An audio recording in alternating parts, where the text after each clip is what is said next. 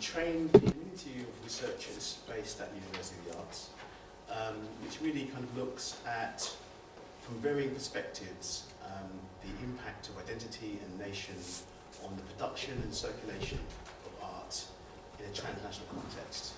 And we have a presence now at nearly all of the colleges of the University of London. We've got some of our researchers here. Pratap Ghani is here from the London College of Communication. We have fellows at each of the colleges who is a member of TrAIN and the UAL chair of Black Art and Design. Introduce our event. Thank you.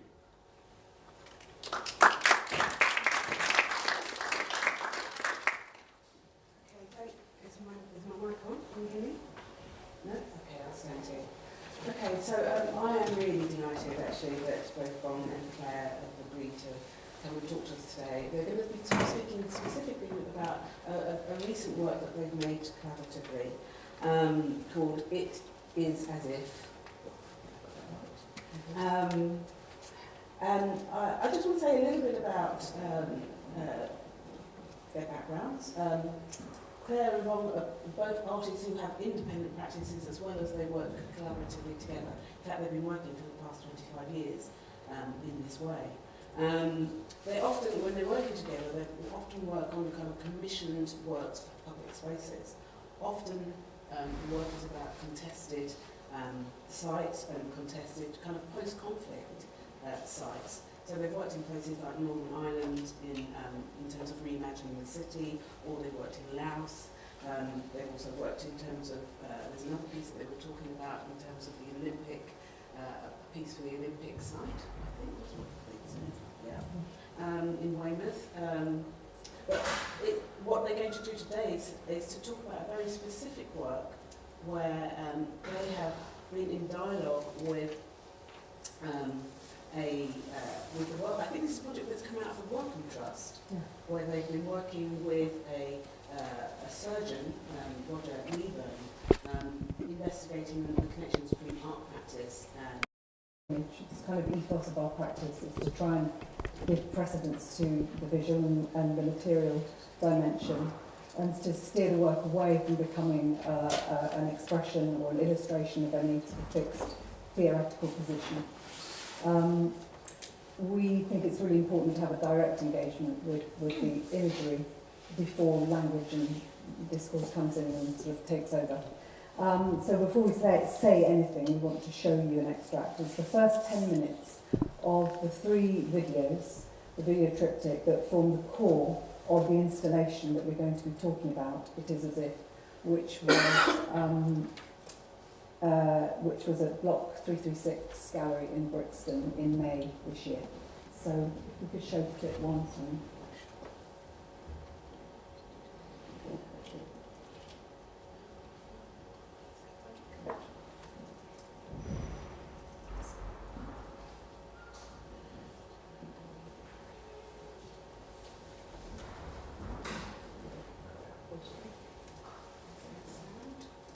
There should be sound.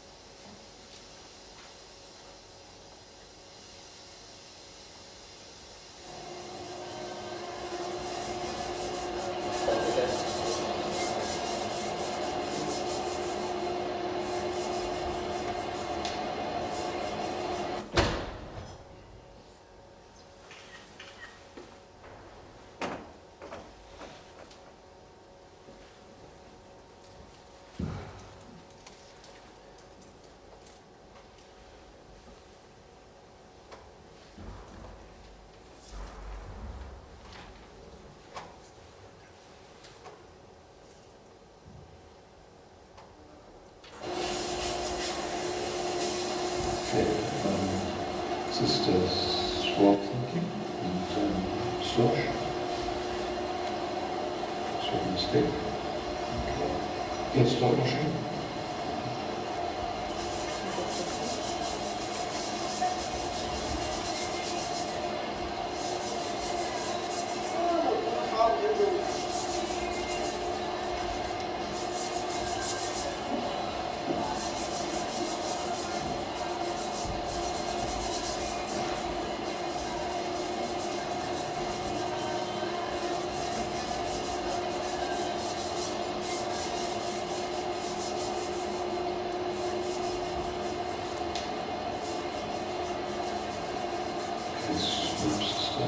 slosh. And swap, please, transfer.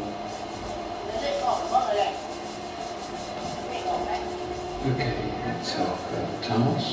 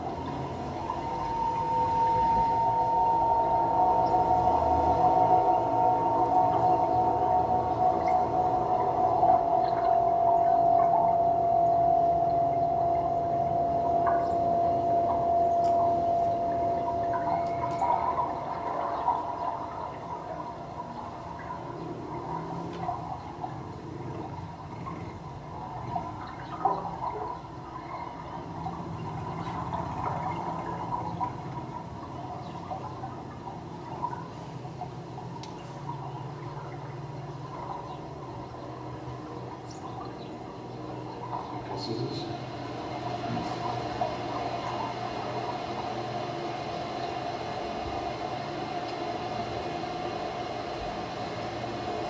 Scissors again.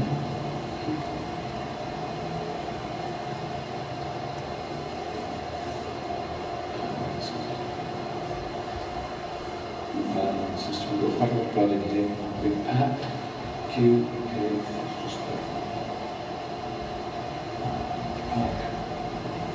and again.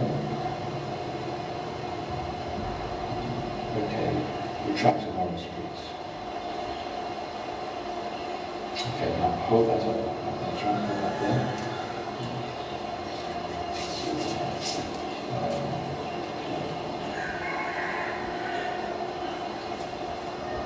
Okay, so return.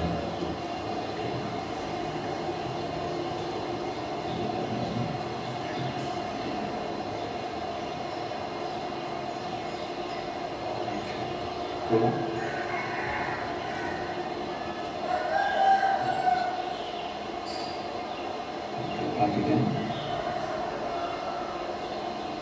Okay, suction. Suck in there, suck to the thumb and that's right. Okay.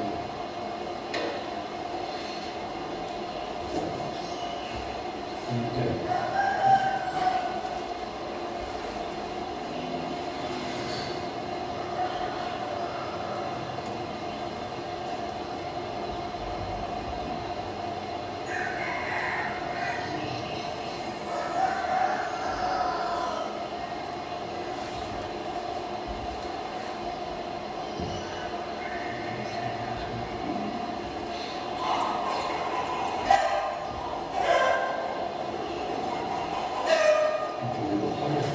So pull up, and let's pack the edge of the system. Moist pack. Okay.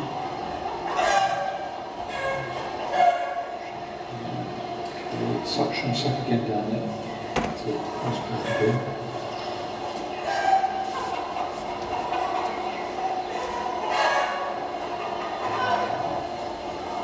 So come up there.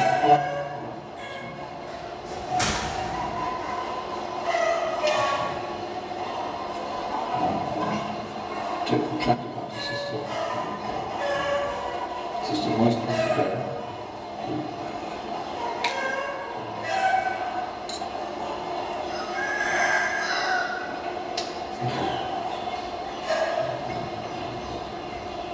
Suck in there, suck in there.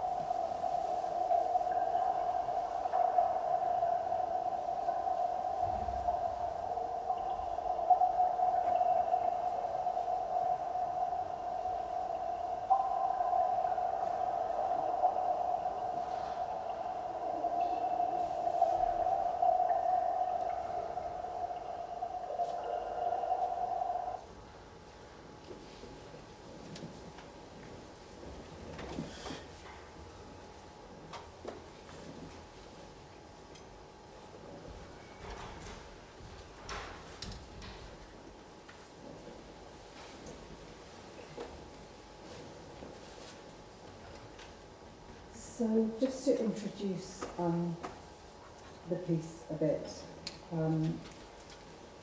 Start by mentioning the title, It Is As If. It Is As If is a kind of slippage, if you like, away from certainty. It's the introduction of a notion of doubt, of the metaphorical or the allegorical realm. Metaphorical thought has really, since the 17th century, been a kind of marginalised kind of thought. It's been viewed as something that's sort of dangerous and risks derooting the kind of certainty of abstractions. It's also been a feminised kind of thought that's been omitted and left to one side. So for this work, we started from a place where metaphor has the capacity and the right to make anything mean anything else. We started from a place where rescuing something from the tyranny of its context, from its order, is not only permissible, but vital. So, how did it all begin? I'm going to hand over to Vong, who's going to start with some other images. I decided to show you this the photo of this particular piece of work. It's called Viscount. At that time, we're talking about 1990, 93, 95. I started a series of work based on very simple words or verbs. And one of these words here is removing, to remove. So based on this simple word, there was a series of work that came out. It's really about taking things away, extracting and removing. Almost very, very similar to the conventional term of sculptural. You have a big block of stone and then you start removing in order to create another form, another meaning. But what I did here was I started with an object, already manufactured object. And by removing its materiality, what you end up with is the ghost of that object. The object itself is free from its function. So therefore gaining another platform of existence. And I think we started a dialogue at this stage around this series that Vong was making. And what we were talking about was the fact that you can remove a lot of the substance of a thing, its physicality, its actual materiality, and you're still left with a kind of identity of the object. It's still there. The object is still there, and yet it's functionless. Most of it's been removed and taken away, and yet it persists. So you produce a... Yeah, I think we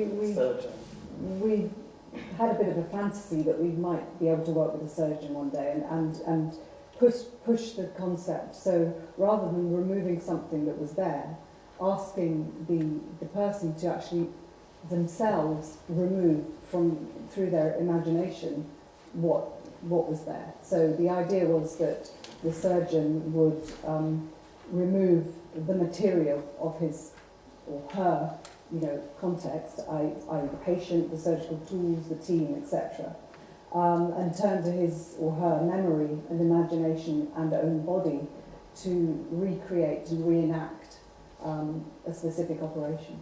So the reason we've talked to you about that is because we wanted to kind of describe how we arrived at this concept for this particular piece. So really we move our practice from, behind the closed door of the studio into the collaborative world where you have to negotiate, you have to talk to another person or another organization. And this is where the first collaboration took place with Roger. Professor. Yeah, in fact, we were introduced to him quite by chance via another project. We were working with stonemason And we were just telling this guy about this idea we had to work with a surgeon, and he said, I think I've got the person for you. And so we were introduced to Professor Kneebone, who is Professor of Surgery at Imperial College, but he's also a fellow at the moment at the Wellcome Trust. And his work is, his own research is very interesting. It's to do with quite a few different strands, but one of the things he's looking at is to kind of debunk the myth of the lone heroic surgeon, always male, who is in his theatre performing life-saving operations. And no one ever speaks of the broader team around him. Nobody ever gives any kind of credibility or acknowledgement to the fact that this is a fantastically complex theatre, excuse the pun, of many individuals who are developing actually a very complex, tacit language between themselves. And he was explaining how, in order to get a particular instrument from a theatre nurse, he puts his hand out in a certain way, and that theatre nurse who knows him, who understands the unspoken language of that situation, will hand in the instrument in a certain way so that he can take it with an economy of gesture, so that the instrument is already ready to be used. And so there's this kind of exploration of the unspoken languages of surgery that is part of his own research at the Wellcome Trust. So yeah, he's got a very interesting research project going on. So we started a dialogue with him and asked if he might be interested in making this film with us. And around this time, we've been approached by Block 336 in Brixton to show some work there. Block 336 is a kind of artist-run space. It's still inventing itself. It's got a very supple infrastructure. Although they do show work kind of on the walls, we really saw it as a space that was ripe for something more process-driven, more experimental. We didn't want to just turn up and put stuff on the walls. So it seemed like the ideal kind of set of circumstances to try and start a project that would be research-led, process-led, and didn't just involve kind of making something and showing it. So that's when we applied for the funding from Wellcome and started the real collaboration with Professor Kneebone. So this image shows you the filming of for the piece. We said to Professor Kneebone we wanted him to select his own operation of his choice. We didn't want to impose a choice on him. So we simply said, would it be possible if you delve into your memory and select something from the past when you were a practicing surgeon that you could then reenact through a mixture of memory and imagination. And we want to try and shoot it in one shot so it has a kind of real-time effect. 45 minutes it was, the operation. And we wanted to include all the instances of kind of hesitation, gaps in his memory, moments where he felt lost, moments where he kind of went into a zone where he was struggling. We didn't want it to be a perfect theatrical sort of choreography of gesture. It was sort of the opposite, really, that we were looking for. So the dialogue kind of evolved, and we started talking about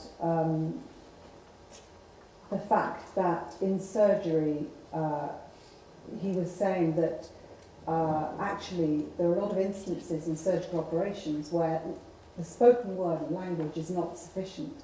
You have to resort to different layers of communication and language. You have to sort of evolve a language between the team. So there's a new kind of layer of language that sort of takes over, really. and is to do with muscle memory and gesture and unspoken things that are built up between the team. So that's the kind of discussion we were having. These images show close-ups of his hands as we were filming him. I think we have to mention also the first conversation that we had with another surgeon from St. George Hospital. At that time we were doing a small light work for the prenatal premature unit. Yeah. And then we came across this surgeon who was very sensitive and very, how you say, very open-minded. And I can remember one section of our conversation where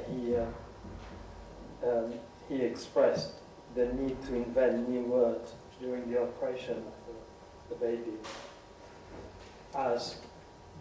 because the main knowledge of the human body is a lot to do with the organs, and then there's other spaces that exist between organs that are also at all mapped by the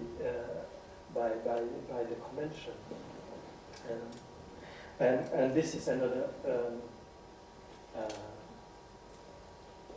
topic that interests us, because part of our work it's very intuitive in the sense that we don't know what we are searching, but we are, Catholic, how do you say that? Yeah, just kind of. Yeah. And that's exactly actually what this surgeon from St. George's said. Said, Cajun, you are literally, his hands were like 5 times the size of my hands, and he operates on these babies like this big. It was incredible. And he was talking about how sometimes you're in a zone of the human body, which even he, as a highly trained surgeon who his entire training has been about the territorialisation of the organs, and but even he finds in these tiny bodies that there are zones that are unnamed.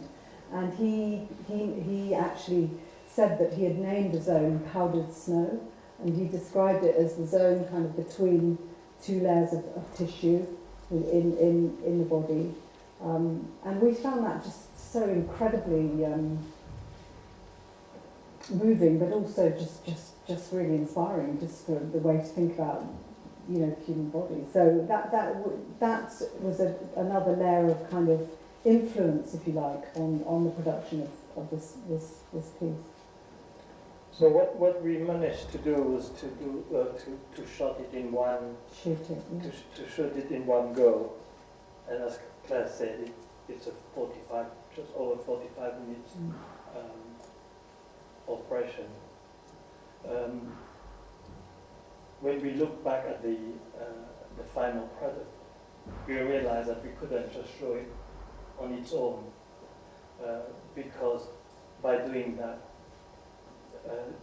what you are doing is almost like glorifying that discourse of the beauty of the gesture, the choreography, all that conventional interpretation.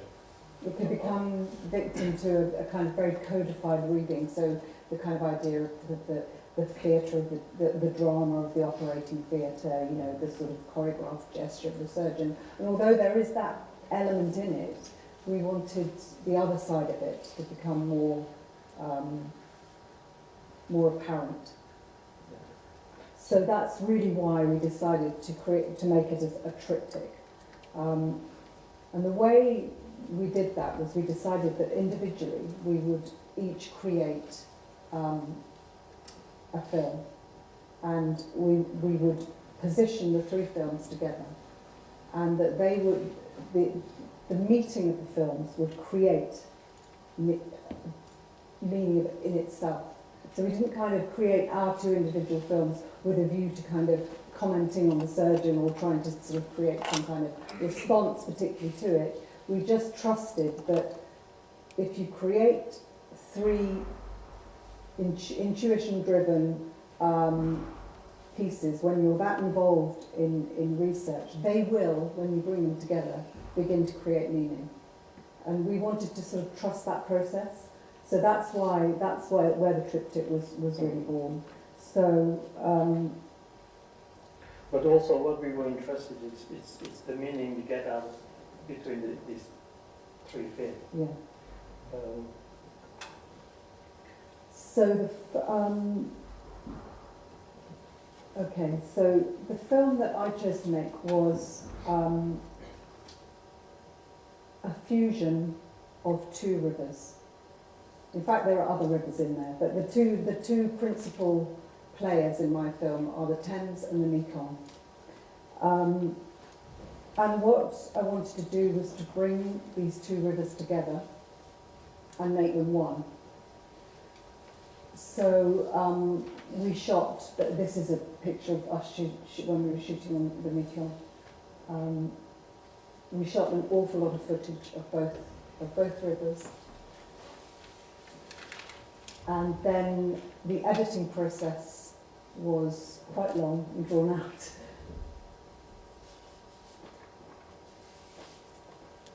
Yeah. So what you actually see there is 2 rivers. But what I was trying to do is make the division between them very difficult to discern. And that took quite a lot doing.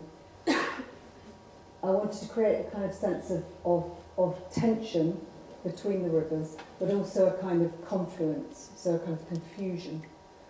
Again, going back to this idea of metaphor, doubt, taking them away from their context. I wanted to create a kind of impossible territory between them. Because actually everything about them is different. Their geographical location is different, their light is different, the currents are different, the depths are different, the temperatures are different. And yet, you bring them together and you can make something new from 2 things that are fused together. So it was quite an intuitive process. And again, although I was aware that it was going to be projected alongside the surgeon's hands and alongside whatever film Vong made, there wasn't a kind of overarching narrative or intention. It was left to create meaning as the 3 films were brought together. So, moving on to your film.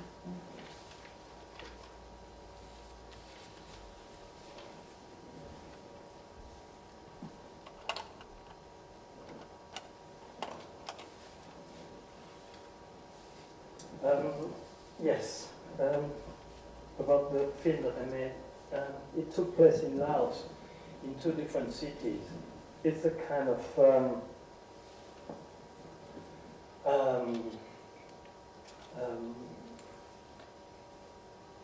response to the river film as well as the surgeon's hands film. But without knowing the final product, so it's almost, it's because the 2 films weren't edited while I was shooting this film. So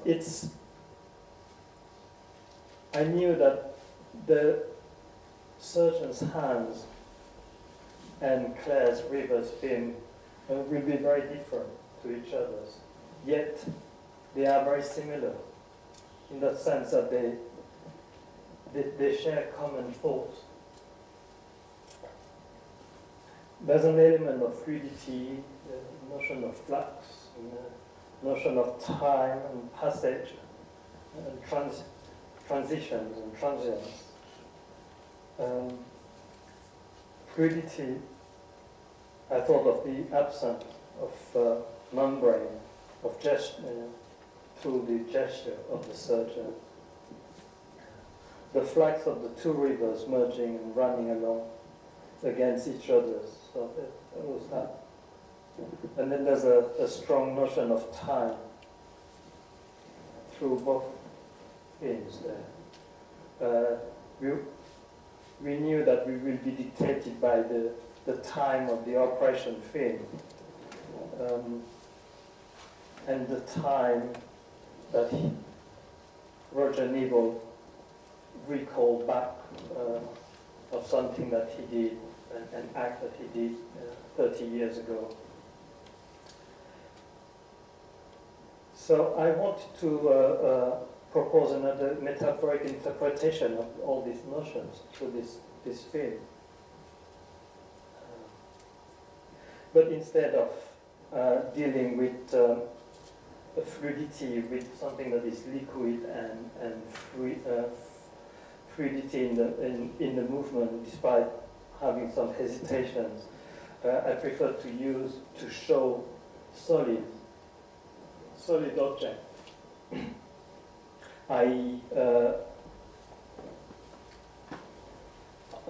Buildings, architectural elements in there, but through these images, because because of their state, most of the images I show, I would say 80% of it is showing you derelict buildings or non-maintained buildings. So that takes you straight into the sort of the reading of time passing, and lack of maintenance and lack of life, or suggesting that there was a different type of life and value before. This is actually cinema, isn't it? Where This is inside of the cinema hall. And also it's to do with memory, revisiting a place in my hometown. It's made me, questioning what is home. Simple, basic definition. What is home and what is hometown, and what is, how much do I relate to that past in conjunction to present and with the future where I'm aiming to go to. So there's a constant sort of vacillation from familiarity and unfamiliarity. Things that you think that you know about, you no longer know, or they have a different definition. And that doesn't mean that time has ceased to exist. Life goes on, except that life is offering something else, something different to this. That's the reason why I included all the objects, all the scenes, all the activities. But again, the series of activities I decided to show, they refer back to the notion of time, the ephemeral aspect. Like you probably see in the next clip, like the standing of the Buddha statues, or the boy looking after the bonfires, or the women sweeping the floor, or another woman clearing the bush just to create a tiny corner of garden.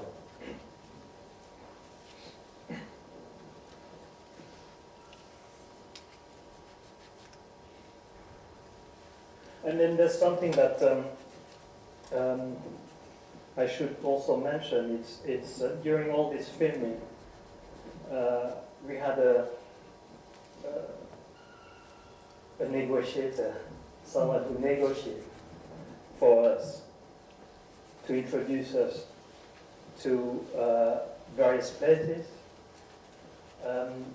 It actually would have been impossible to shoot any of your film without our Vong's brother, who acted as a kind of very fluid, actually, completely intuitive negotiator. And he took us around the city, most of which is in ruins, as you can see.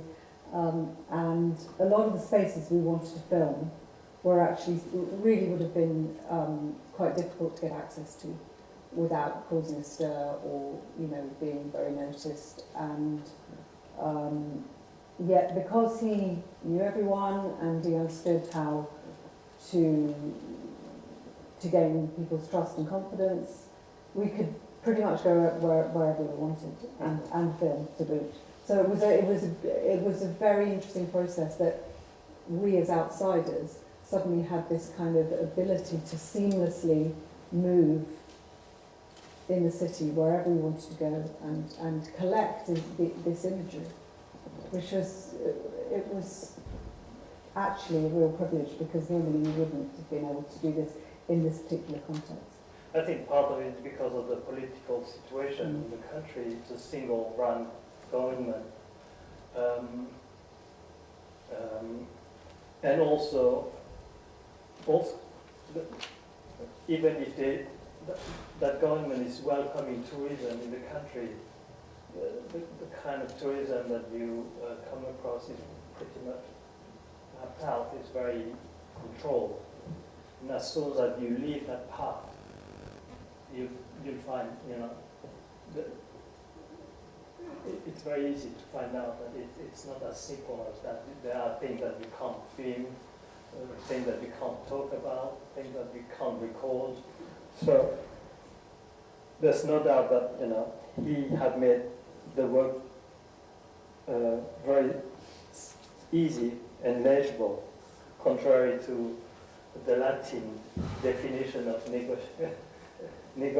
the word negotiate, which is neg, which is not, and otium is leisure. We only found leisure when we were there because it was so skillful.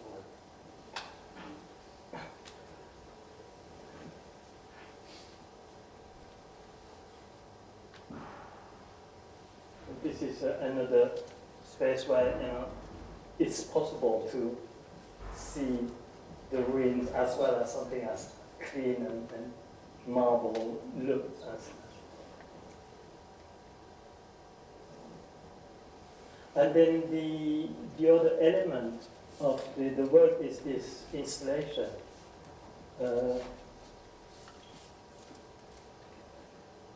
That's what I think what we like with working with blog is that they allowed us all that time to develop our ideas. Usually, if you take part of an exhibition in a museum or art gallery, you have maybe maximum 10 days or 12 days to send the work.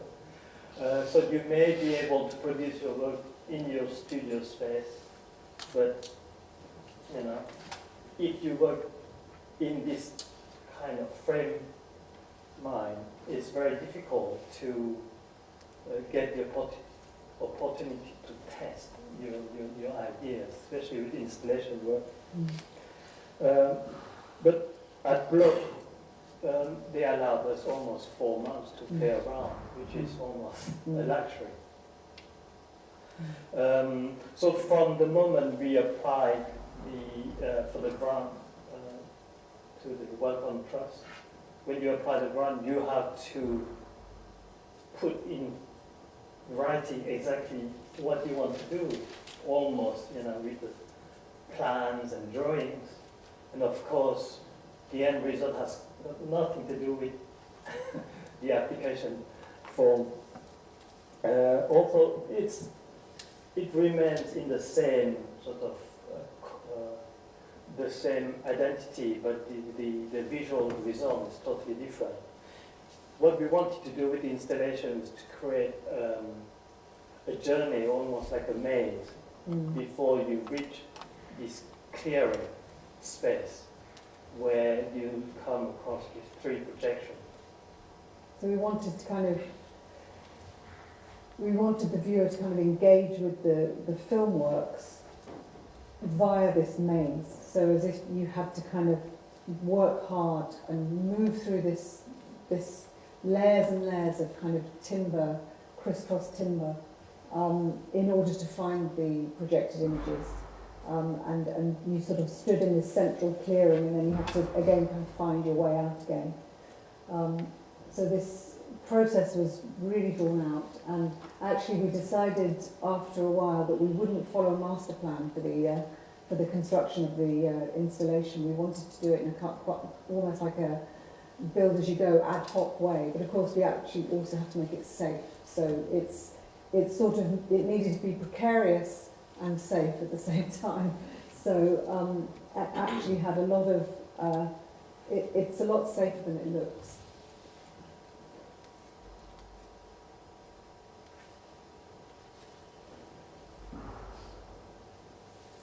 So there you can see through it a bit and get the sense of the central clearing where the films were projected.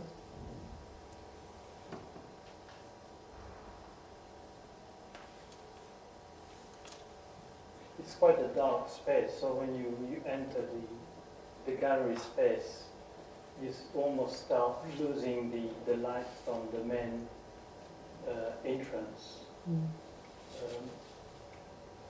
And you almost rely on the light coming out of the projection to guide you around the space.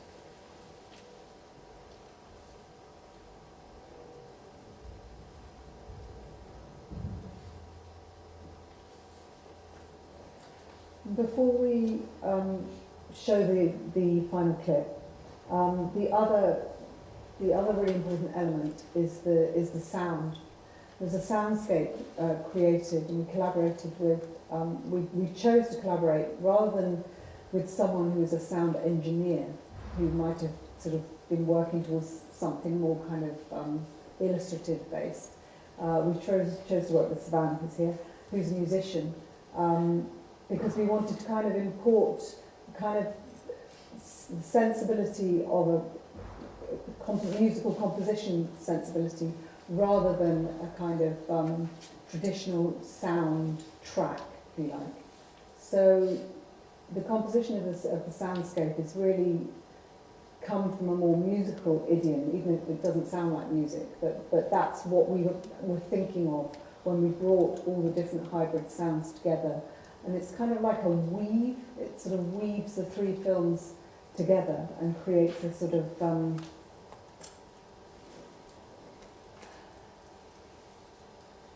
it kind of,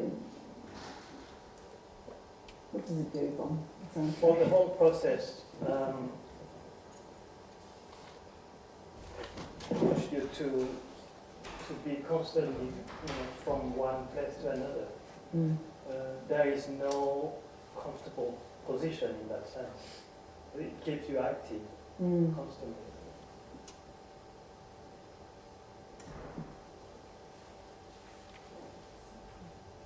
That's the last slide, isn't it? Yeah. So what we'll do is we show you the last clip, which is about 12, 14 minutes, and then we can take questions, and hopefully we'll be able to answer. Okay.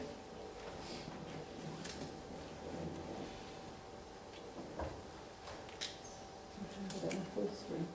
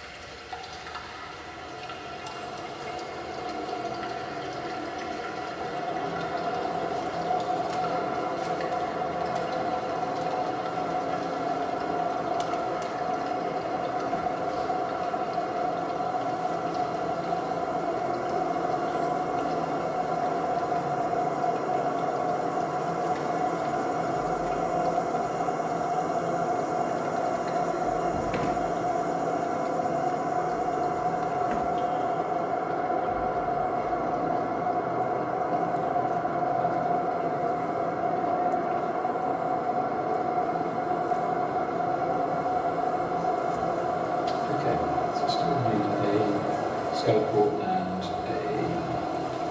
receiver.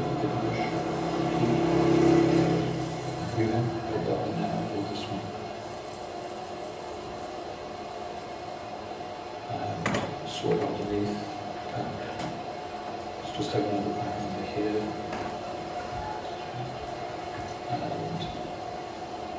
And start again.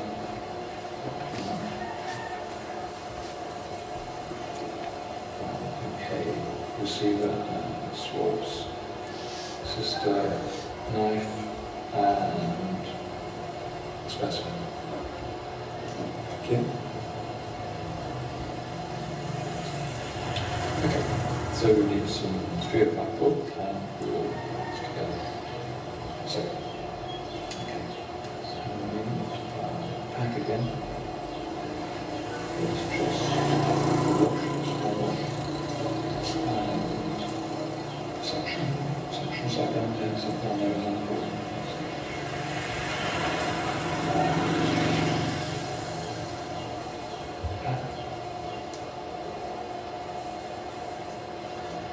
Okay, let's have a moist pack again now, please. Okay, leave that one.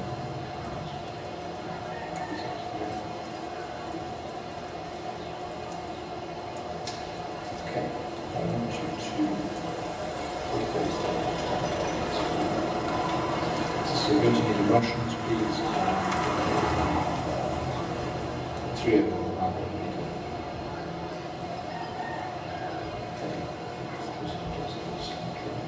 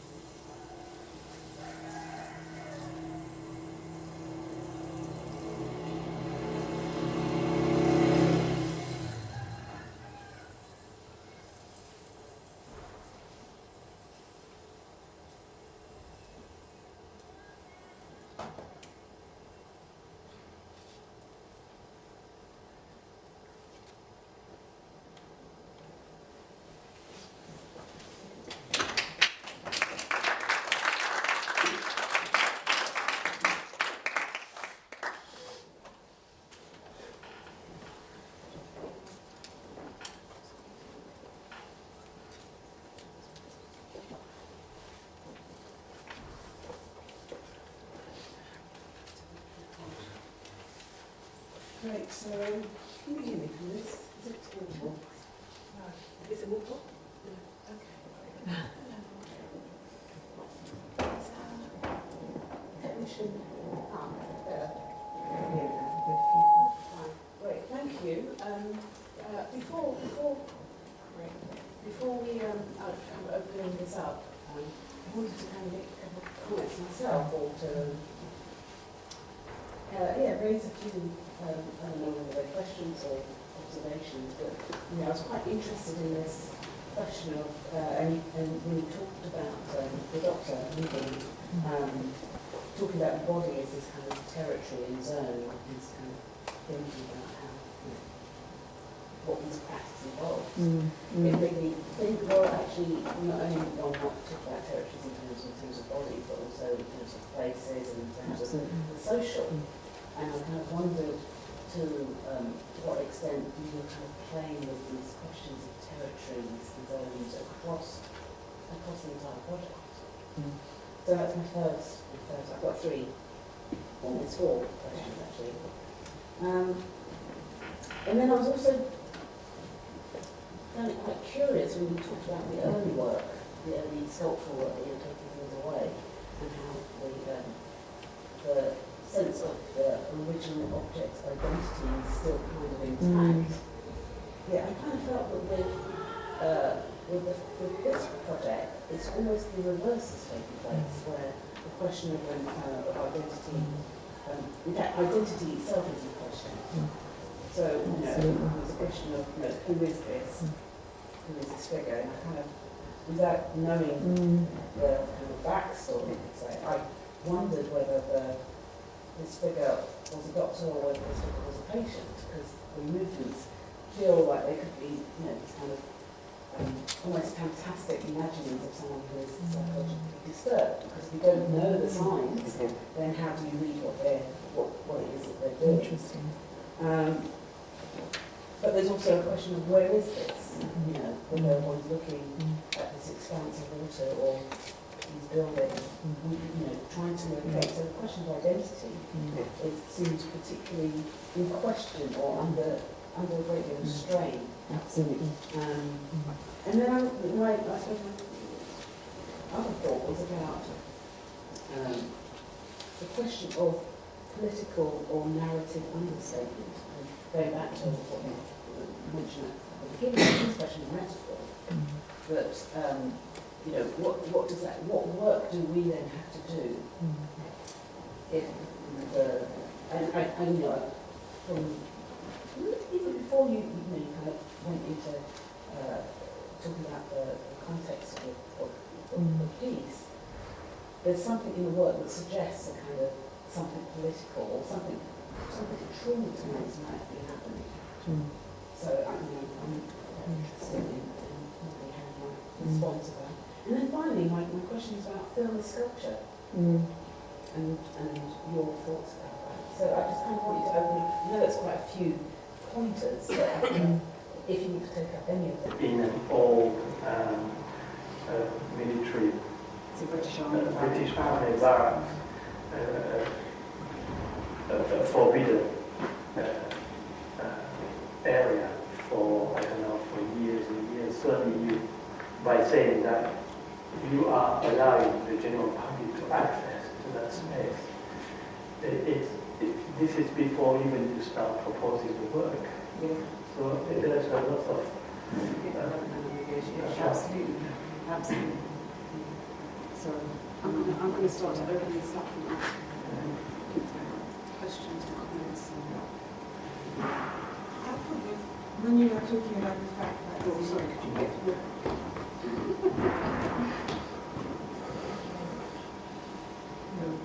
Hello. I found the work beautiful and amazing. I'm so glad I'm here today. When you said about the operation being about a stab wound, part of the soundscape kind of brought, I was looking on one side when it was quite watery, and I was looking more on the right side, especially the sound of chicken. And when you said about the wound, I thought, an operation is about fearing maybe dying or surviving. And I don't know, there's an emotion at one point talked about with resilience, and I picked up on that, and my brain was going in so many directions. It was really fantastic. I don't know if you put the question, but that's my impression. Sorry. Thank you. Great. There's a question over here.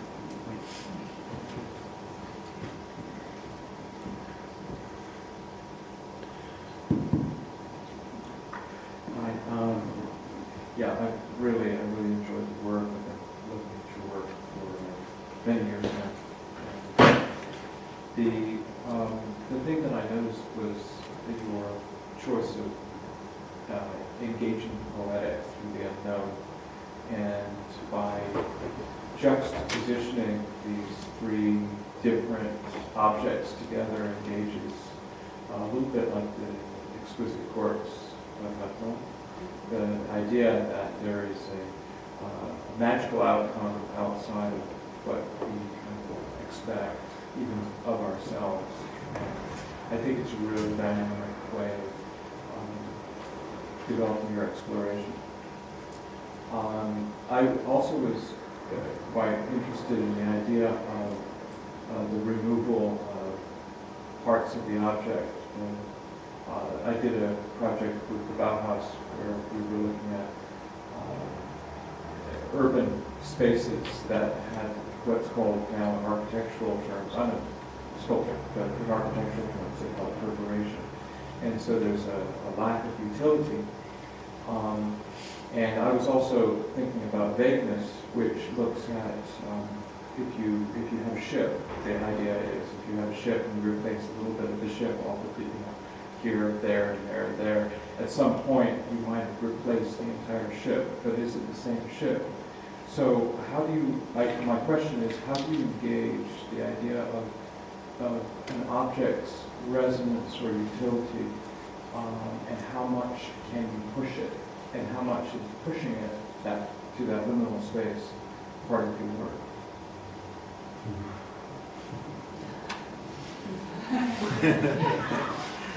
I think it's a really good question, and I think the answer is, well, my answer is, I don't know.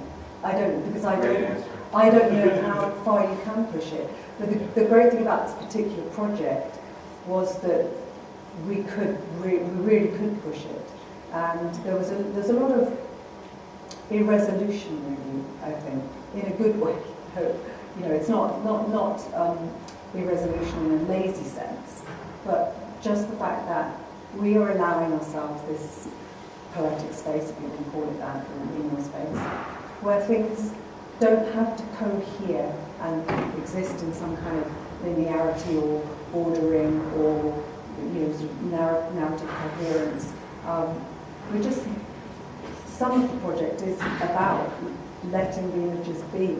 And what really was interesting, particularly with the sound, I don't think I'm answering your question particularly, but what we found was that by working quite intuitively and quite poetically, but hopefully quite rigorously as well, when you came to put the three sources of images together and the sound, a huge amount of meaning and what you might call coincidence, through lack of a better term, started happening. And for example, the sound was created independently and then imported. And all of a sudden the sound was relating directly to the images. And we couldn't actually explain quite how that happened, apart from some kind of brain pattern way back there that was informing the collective collaboration between us two and the musician who did the sound. Things were happening that we had actually very little explanation for. But this kind of goes back to this question about territories and zones and existing borders, sure. Absolutely. Not just the collective practice in itself is a kind of resistance to borders. So I think that can constantly be space coming through. I think that's right.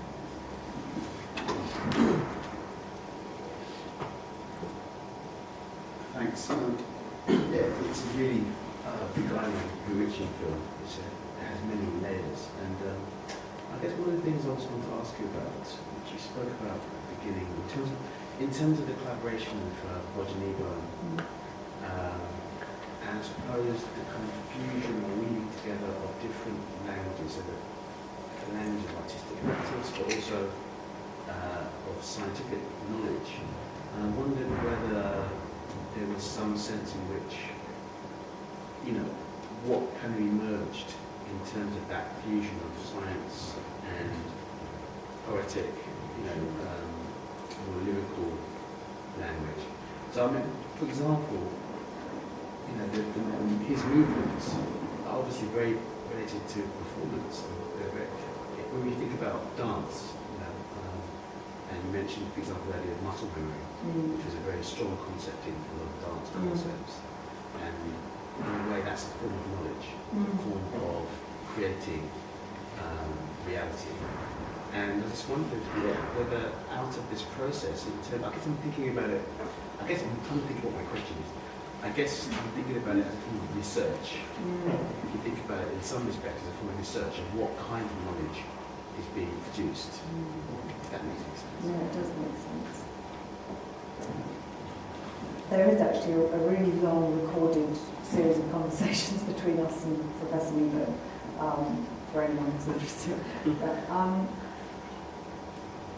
I think at some points we realised that actually what was quite a beguiling kind of set of meshings between the two languages was that there were actually limitations occasionally to that, and we actually thought, you could push that, but actually is that really something really meaningful and really interesting, or is it just a bit too kind of sweet, but there were other moments where I think it genuinely did lead to kind of, a moment of sort of this cathartic moment. Wow, So I think there were both those things going on. We had to challenge it a bit, so it didn't become a bit kind of lazy, a bit clever. So, oh yes, we do that as well. So I'm not sure I can answer your question very specifically. But there were definitely those two outcomes, and through the recorded conversations, there's a lot more detail on that. I don't know if you remember anything more specific. No, I mean, he acknowledged that his gesture it's defined by the actual practice, the operation. So, therefore, that these gestures are they're not repetitive, but But the other thing that he mentioned is that they also disappearing now because of new technology of surgery, the keyhole surgery. So there is that kind of desperate call of him. Yeah. It's kind of half of it will be gone in 10, 20 years' time. We never see them again. So it's kind of record of the obsolescence of that moment. Yeah. But that doesn't mean that they're no longer useful. I think it's just.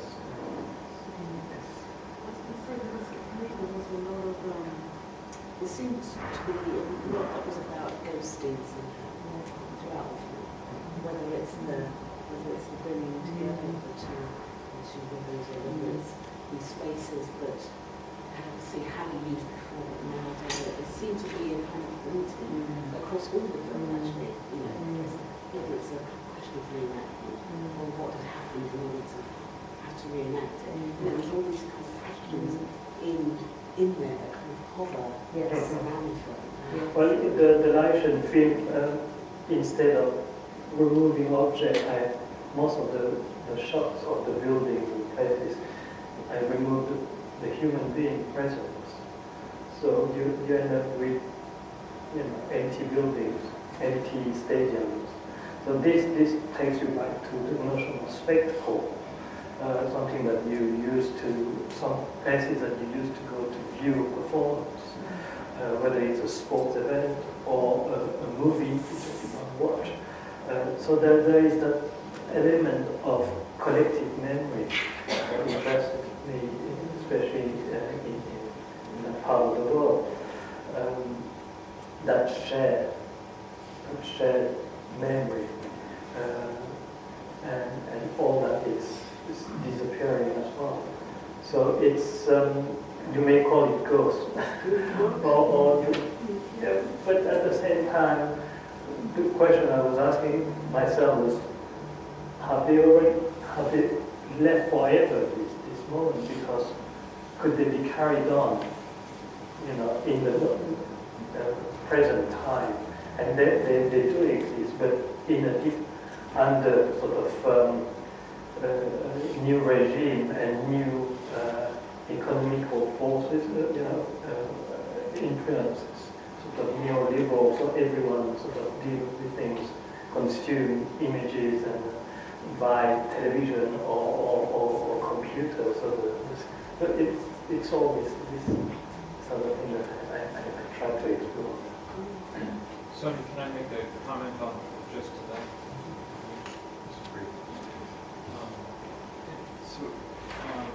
The idea of changing the world by modernity in a sense for aliens and engaging something, the idea of memory is fascinating. And I'm going to ask you to elaborate just a little bit on that.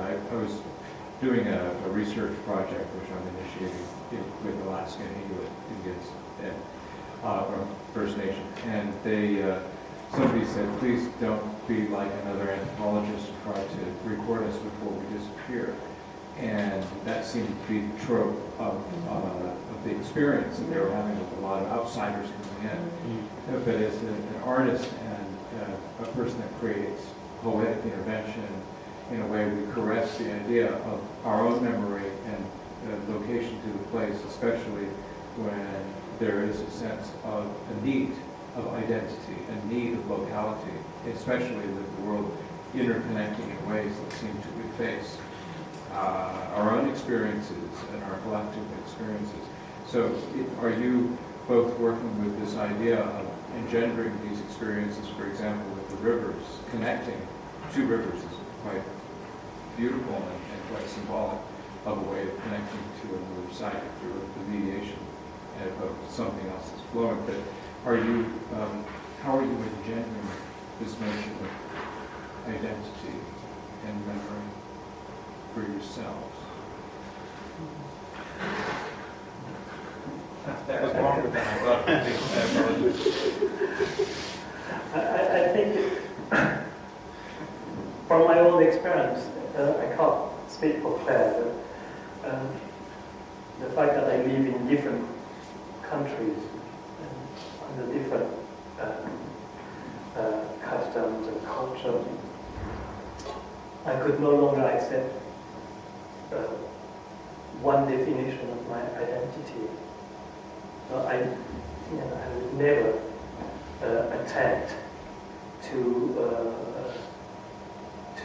go down that path at all. I think what we should be doing is to reinvent our identity constantly. It's not a fix.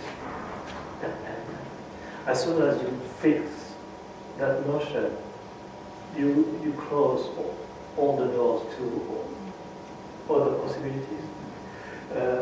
And alongside with that could come all kind of values and beliefs that you don't want to adhere to align yourself with. It's especially as an artist, I think it could only be your worst enemy. I think trying to define and give yourself a defined identity. It only works in specific contexts, and up until now, I haven't been impressed by that because of the outcome most of the time. Question top and then.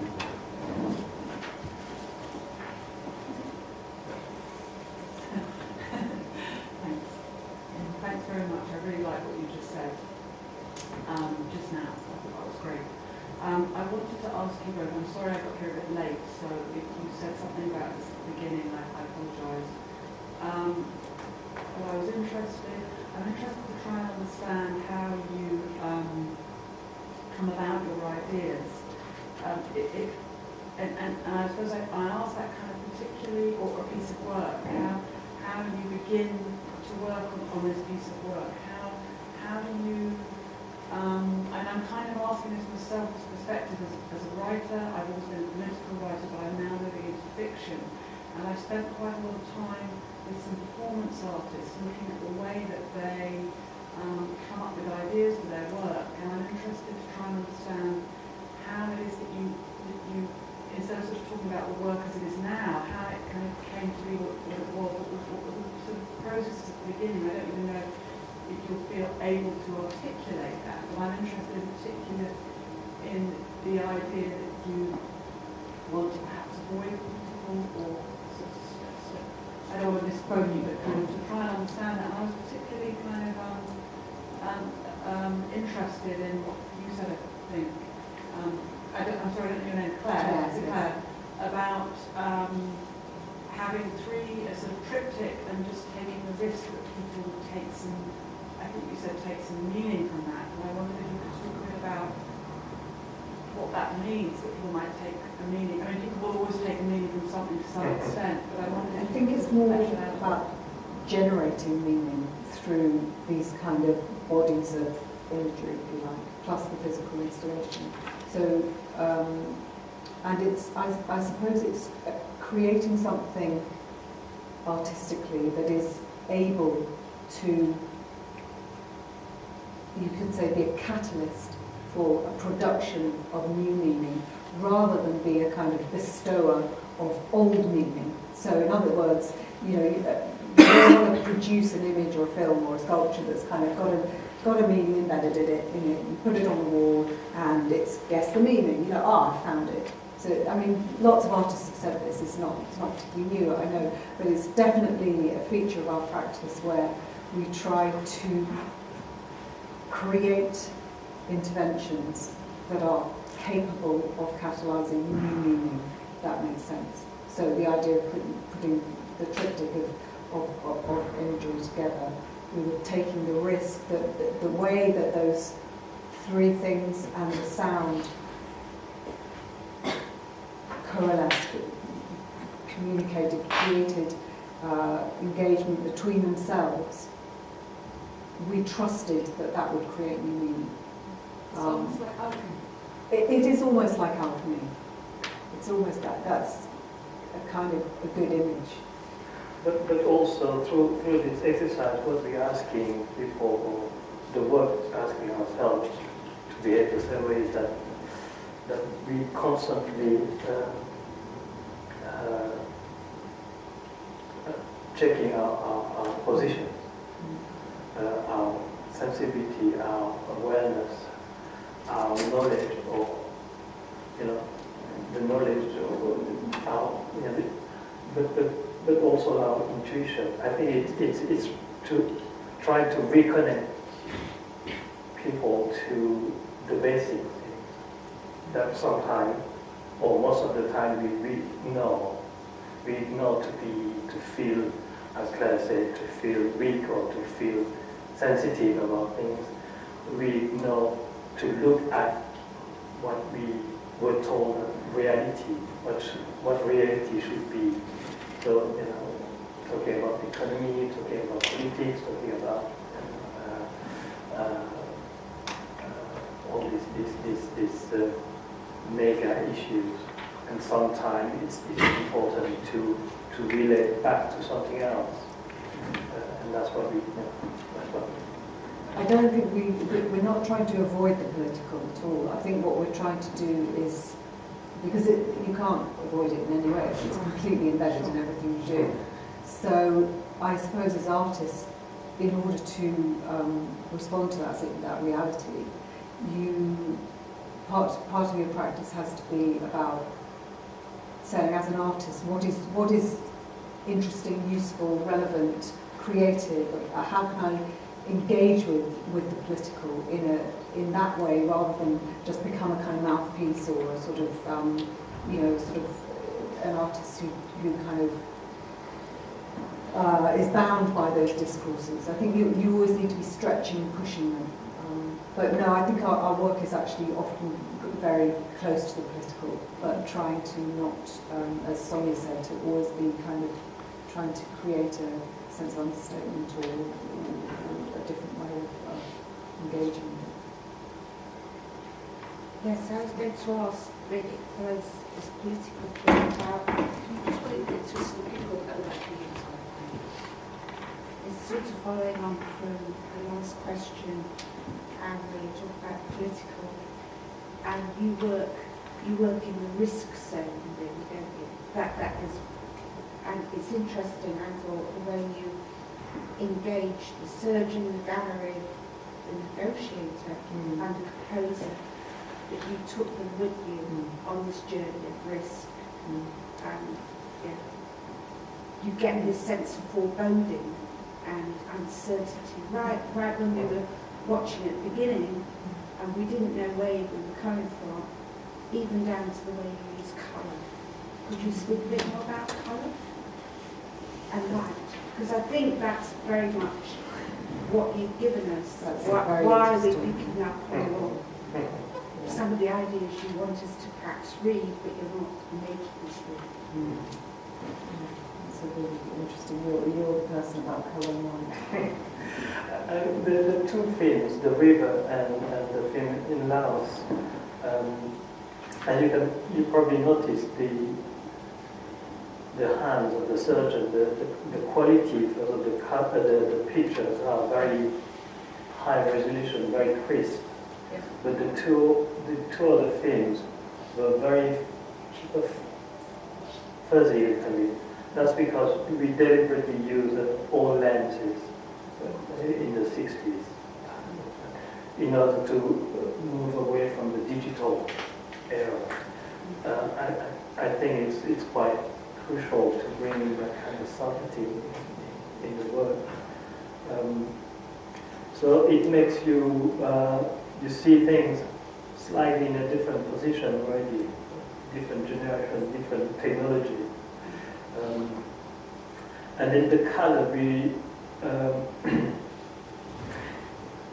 the color with the surgeon, it was very, very difficult to work out the lighting. We tested so many different ways of lighting his hands. It's not only that, but it's the positioning, as well, the framing of the hand. So we wanted that shots to be as neutral as possible, almost unrendered sort of effect. It's quite crude. Some moments it's quite pinky, reddy. But the background is completely dark. You probably noticed, in order to isolate from the surrounding. The color of the two other, I think the color is not just the color, but it's the moment we decided to shot the film. With the river, we shoot the rivers mainly in the afternoon and early in the morning. I think that's the two different lights are very different. We tried to bring them together from the one with the river Thames in Laos. That was quite difficult to match there because of the different location. And you don't have the sun, the position of the sun is completely different. And the season as well.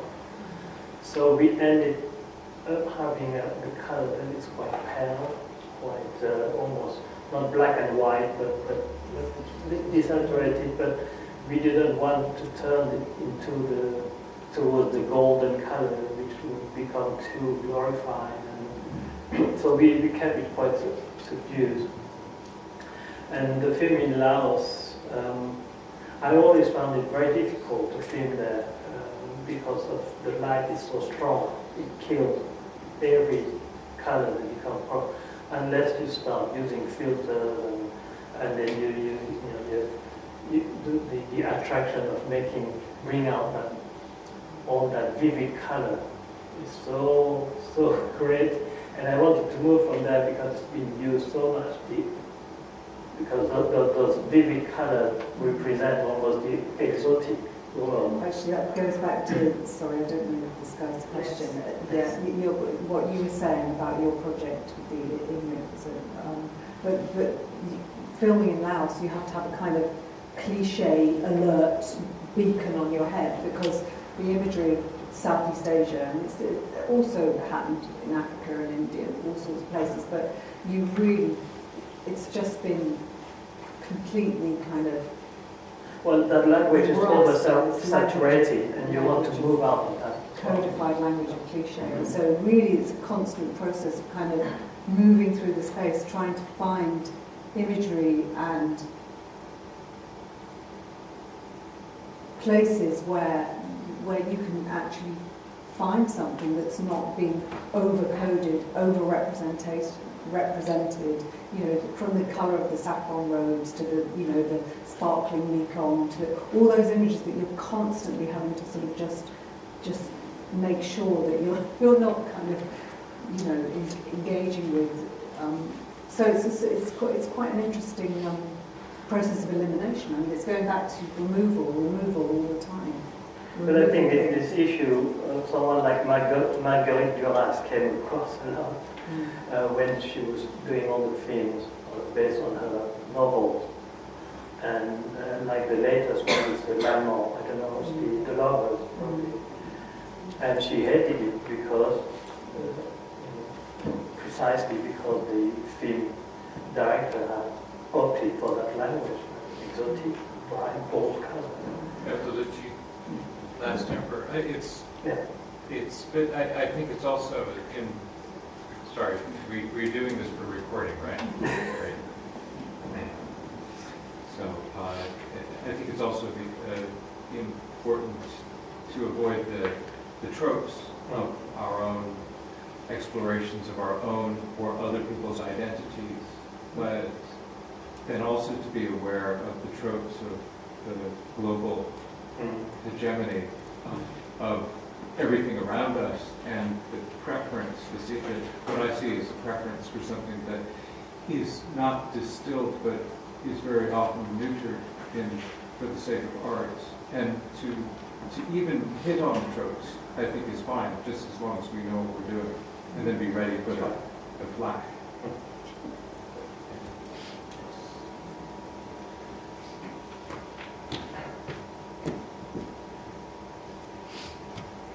Thanks very much. That was slightly overwhelmed, so hopefully bear with me and I'll have a question. The imagery in the first clip, and it was a great idea that you didn't say anything before showing that. But then I found something very emotional when Vong mentioned that it was a derelict cinema. And it reminded me, which I hadn't even remembered that I'd seen these images, I think it was about 92 or 93. We had some photographs of Lao character graffiti, which their memories have just popped out 25 years later. But it made me think of being Irish, the diaspora notion is something that's happened for economic and political reasons quite regularly for the last 300 odd years, whereas when you mentioned the cinema thing, it suddenly dawned on me that for Lao the 70s was something new.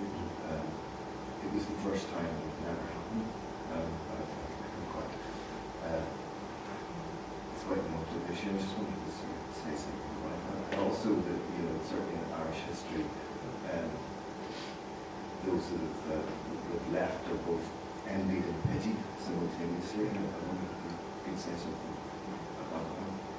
Well, the cinema, it was the way I see it, that time was the door open to the rest of the world. Anything that was shown in that room, in the pitch black room, on the Laos screen was like an escape, and also a way of meeting the outsiders. So, it was my first contact with Western film, French or English, Western movies, this is in the 60s. And as a young boy, I couldn't make almost any logical translation of all the stories I saw through cinema. When give you, this is an anecdote. When my parents told me that, that they're going to send me to Paris to a boarding school in order to get a proper education. So my only reference to Paris at that time was through movies. But I tend to mix them up. So, could Paris be one day venue, and the next day a Western, and another day is Fantomas, I don't know what kind. So, and I had that sort of, it gave me a naive idea of the world. It also reminded me of another anecdote of two Egyptian brothers just arriving at the Art College in Aix-en-Provence in the early 80s. And they came to study painting after studying all the books and everything that they managed to put their hands on in Cairo. And the first thing they did when they arrived, they went to Musée du Louvre to look at the paintings that they saw from books. And they both came back very disappointed because the paintings were in color. So all the illustrations that they came across were in black and white. So cinema had that kind of effect, with me before I arrived in Paris at that time. And also it's because most of the films are foreign films and they couldn't translate them. What they used to do, they used to bring in a couple across the Mekong River from Thailand to speak over the film. Simultaneous translation. They just invented it. They just, and so it was a mixture of high tech, which is a loud projection, and this sort of almost like a puppet shadow tradition of people talking over. And then, of course, all this has to be seen through the mist of cigarette smokes and things like that, and people laughing. And that's the reason why I decided to go back to that place to film it. And it was incredible because as we filmed in there, and as you saw, it's now being used by this guy who basically has loads of cockles in there for cockfighting, and he's basically sort of looking after them. And the negotiator got us in, and it was all cool and fine. We filmed as much as we liked. We started wandering around, and then we went up into the projection booth. This is the cinema right by Vong's previous family home where he used to go to boy. And up in the projection booth were knee-deep in the original celluloid films. In fact, we wanted to bring some back as kind of just a weird sort of object, but I don't think we would have got it through customs. And we were just like holding up these rolls and rolls and rolls of the original celluloid, 35, 40 years later of the films that you had watched as a boy, and it was quite an extraordinary moment, I have to say. That's just an anecdote. But they will trust cinema. Enjoy watching them, but don't trust what they say. Okay, this is going to be the last one. It's not a question, but still a parallelism. Yes, thank you. It's very interesting. During the first one, you've spoken about identity as a state, as a transient state, and that being very positive for things. The transiency in the lives for all sorts of reasons that we touched on during this evening. People moving geographically, socially, economically, and that's why the circumstances can often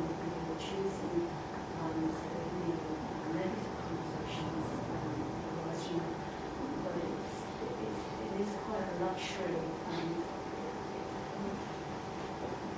although people can be very fearful about that sort of transience, it's a luxury, it's a positive thing.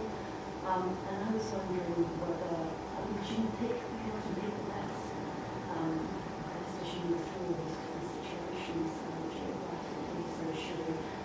But I was wondering when you said that you moved backwards and forwards between different countries, and speaking to somebody who's lived in different countries as well, going backwards and forwards quite a while.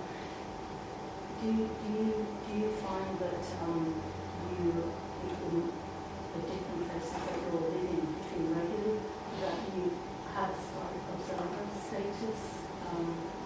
If you feel like you observe it, if you the sidelines, and then after a period of time, if you stay in one place, you then become you're obviously more absorbed in, and then you're more a participant and less an observer. It's quite a fluid state to be in.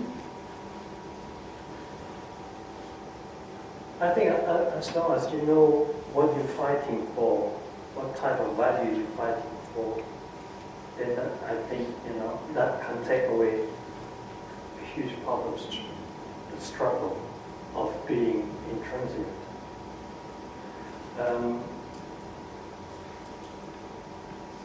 For example, you can believe in the right for women's right, and that you can apply that to in any context. It doesn't mean that it's easier to fight for these values over here than in Laos or in South Africa or in Ireland. I think as long as you know what you're fighting for,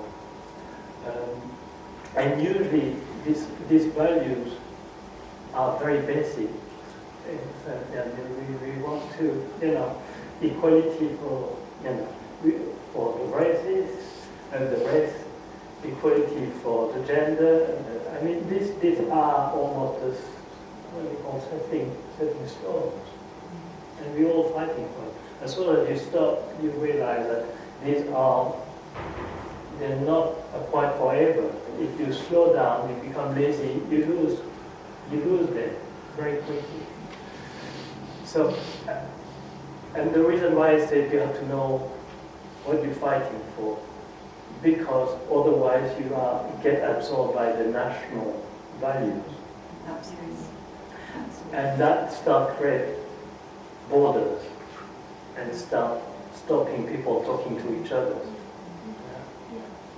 So in that sense, you have to see a much larger picture of the place that we all live in, and what we believe in, and what we should care for. And that's what I try to do through the work. So it's a privilege, but at the same time you have to fight for it. Otherwise you lose it. Maybe part of being an artist, and definitely most artists' lives, I would say, are not that privileged. It's quite hard. But I realise you didn't mean that.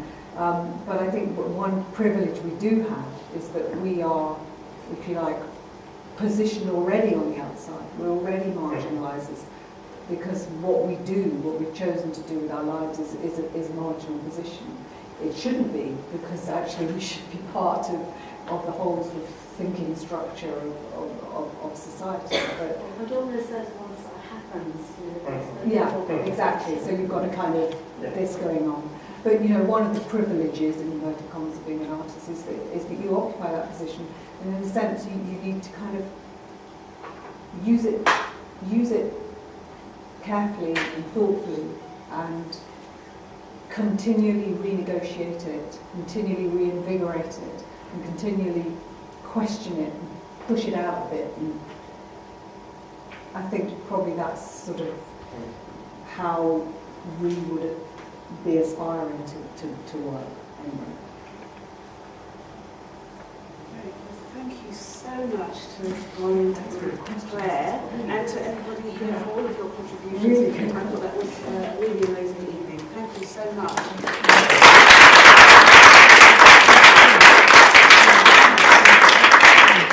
Thank you, Sonia, for chairing.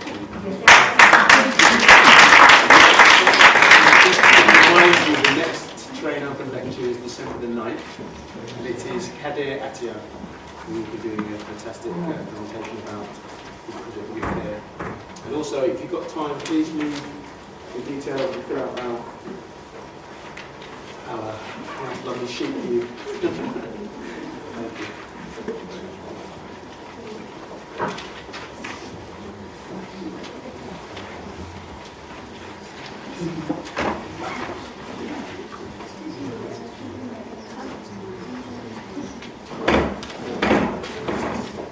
Les, how are you? That was great questions.